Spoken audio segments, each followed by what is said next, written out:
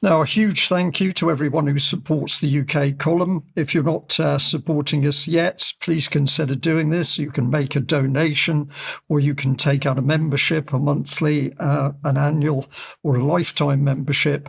Of course, you can buy through the UK column shop.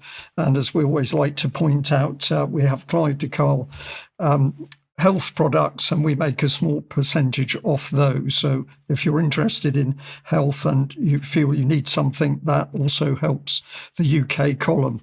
Now, as I've just mentioned to the audience, the information we put out is to be shared. This is why we do it, is to spread the word, the information, the evidence as far and wide as possible. So this is where our audience can be like those very little dandelion seeds spreading on the wind far and wide. And this is a very important thing to do because essentially we can outgrow the powers that Ben has shown us so clearly and what their agenda is. Now, I'd like to say to the audience that we've had a really tremendous response to our new UK column on location, which is Saturday, the 5th of April in Cheltenham. We will put out more of the people speaking in due course, but Catherine Gunn, Alex Thompson and Patrick Henningsen will certainly be speakers. Tickets are going remarkably quickly.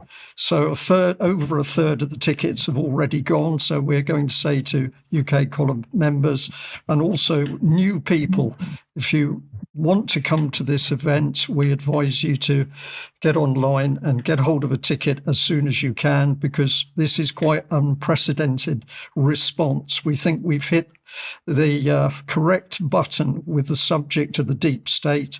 And of course, the location couldn't be better in Cheltenham. So if you haven't got a ticket, please do. Now, tomorrow we're putting out this interview, and I think this is one of yours, Ben, with Rosie Marshall. Is that correct?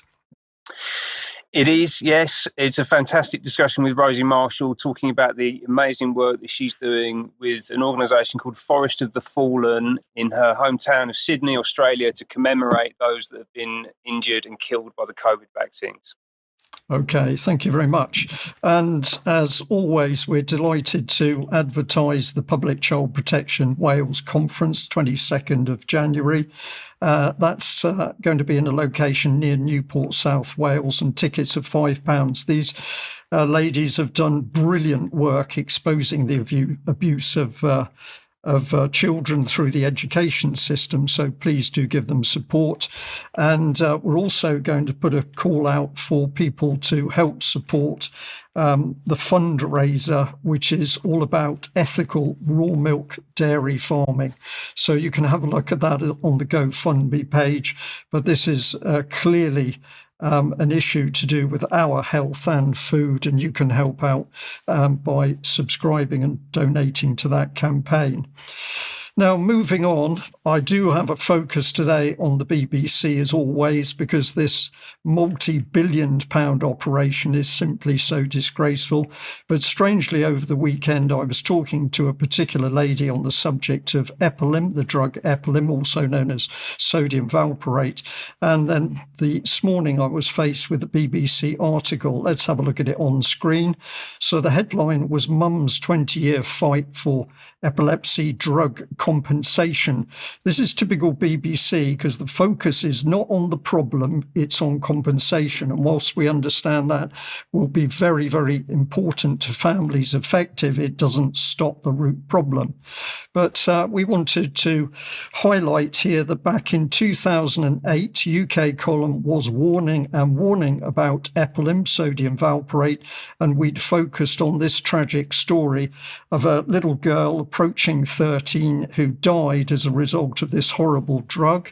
This was the opening paragraph. Helen By from Porthcawl died in University Hospital, Wales in 1978 after a catalogue of clinical failures in Bridgend Hospital. At the end of her young life, Helena's parents were kept from her bedside as the hospital lied that she was still alive. In truth, Helena was already dead, and her major organs had already been stolen by the NHS. This is a really awful story, and the fact that it is still coming to the surface after all these years is a credit to Helena's parents, who've never let it go. Over a period of some 8 months, and despite a monthly meeting with Dr. Jones, Helena suffered horrible symptoms, including aggression, lethargy, nausea, hallucinations, gastric irritation, body tremors, confusion, hyperactivity, behavioral disturbances, vomiting, and incontinence. Joan and Derek Bye have no doubt that Helena was killed by the side effects of the drug Epilim. That is what we said back in 2008. But since then, Helena's mother, Joan, holds the official documents which actually acknowledge that Helena died from sodium valproate side effects. And if we just continue on through this is the part of the story which is so upsetting and important, because the cover-up was across all of the agencies that should have been protecting this little girl and others like her.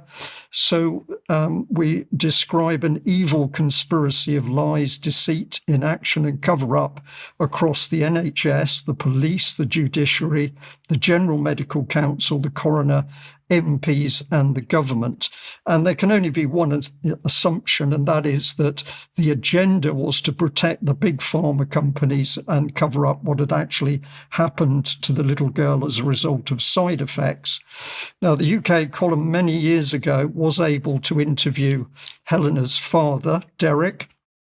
This is just a screenshot from the interview at the time. Unfortunately, we've lost part of this material when UK column was censored by various online platforms, but you can still go onto the UK column and listen into this audio report where both the father, Derek, and the mother, Joan, are talking about this tragic case. And if you look at the date, this is way back in 2015. The BBC did manage to report in 2006 on this case. And one of the things it says at the bottom of the article, too small, I know, for the viewers to read, but it says, the couple, that's mum and dad, now face the unbearable task of planning Helena's 4th funeral. And the reason for that is that body parts that have been sent for experimental purposes kept turning up in hospitals around the country. So the BBC reports on Helena Bye 28 years later in that 2006 report. But of course, we've still got warnings about this drug, the MHRA still not getting to grips with the danger. Here's the Mail, the drug that's harmed more children than thalidomide. And if we finally end on the BBC report here, here's the BBC that has effectively failed to do anything to get to grips with the danger of these pharmaceutical products 47 years on. So I will end there. Well, actually, I had one more slide here because this is BBC News in 2016 acknowledging of people dying from medical drug trials. But of course, when we moved into the era of the COVID-19 scandemic, the BBC simply didn't want to talk about the dangers of medical experimentation through vaccines. So we'll leave it there. There will be more on this story in due course, but a tragic story, and there have been thousands of other children suffering alongside Helena Bye.